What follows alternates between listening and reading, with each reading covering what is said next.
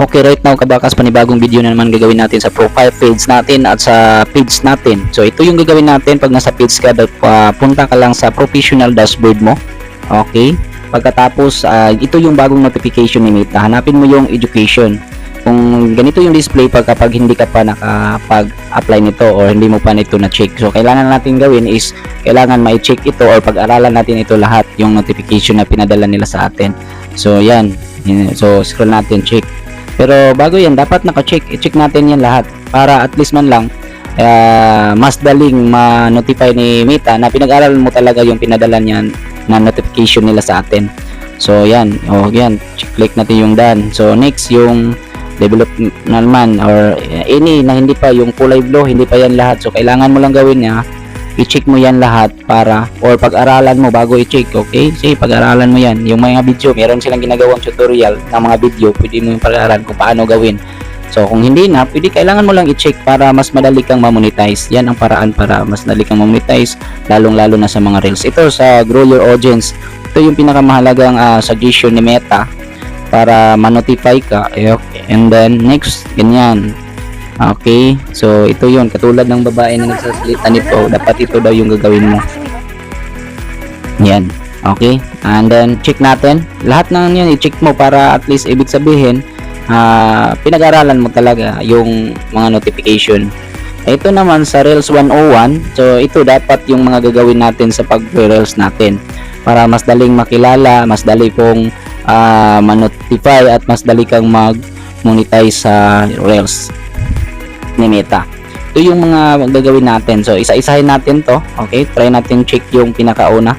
Okay, yung audio. Okay, yung audio reels. Ito yung pinakamahalaga. Kung hindi ka pa gumawa nito, kung bago ka pa lang sa pagre-reels, ito yung gagawin nyo. Or kung matagal na, dapat na maglagay ka ng audio, dapat related din sa picture or sa video na ginagawa mo. Ganyan kadali maglagay ng audio. Next natin gagawin is ang caption. Ito yung pinakamahalaga. Ito sa bagong Reels 101, may caption na automatic. Ibig magsalita ka lang tapos si Meta na ang automatic kumuha sa sa mga sinasalita mo. Kailangan mo lang edit kung meron dapat i-edit. Yan, ganyan lang, text, upload ulit. Okay, you can try it. And then Reels EP, kung hindi ka pa gumawa ng Reels EP, ito yung parang bulaklak sa mga mata ng mga nanonood natin, sa mga viewers natin, sa mga followers natin. Ganyan yun, pumili ka kung anong effect ang gusto mo. Next, ito Q&A Reels. So dapat talaga pag magre-reels ka, dapat may halo ding mga question o mga tanong para alam ng mga viewers mo, followers mo kung ano talaga yung anong related na content na ginagawa mo ngayong araw o next day. Yan. And then ganyan, yan yung mga tricks. Okay, next naman na yung gagawin natin ngayon ay yung siyempre clips. Ito yung clips, pwede pa kung hindi ka pa gumawa ng clips video, pero madali lang kumedit, ganito lang yung pag-create. May mga video kang ginagawa, dapat i-ano mo lang, idugtong-dugtong mo lang, tapos edit mo, adjust, and then easy, then next, and then upload. Ganyan na kayo.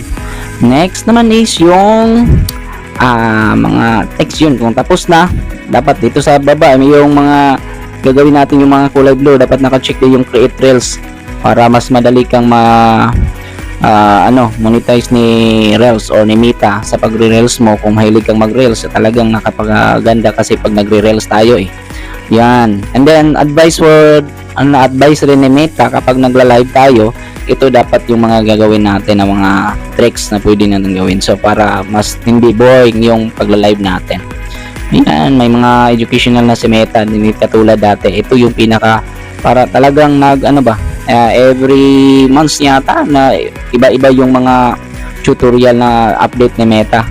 So kailangan mo yang i-check lahat para magkaroon ka ng magandang content or mga suggestion ni Meta. Dapat sundin mo para mas madali kang ma-monetize or magkaroon ng mga ads on Reels o stream ads, live on ads, depende, or subscription, monetization. Basta monetization so to like this o subscription, yung binabayaran ka na lang ng mga tao every month.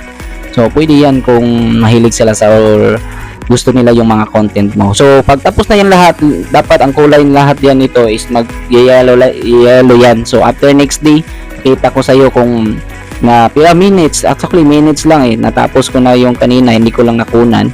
So, kung nagustuhan mo tong video na to, please leave comment and share to your friends, and don't forget to like and share and subscribe to this channel to more video. Thank you and see you sa next video po natin.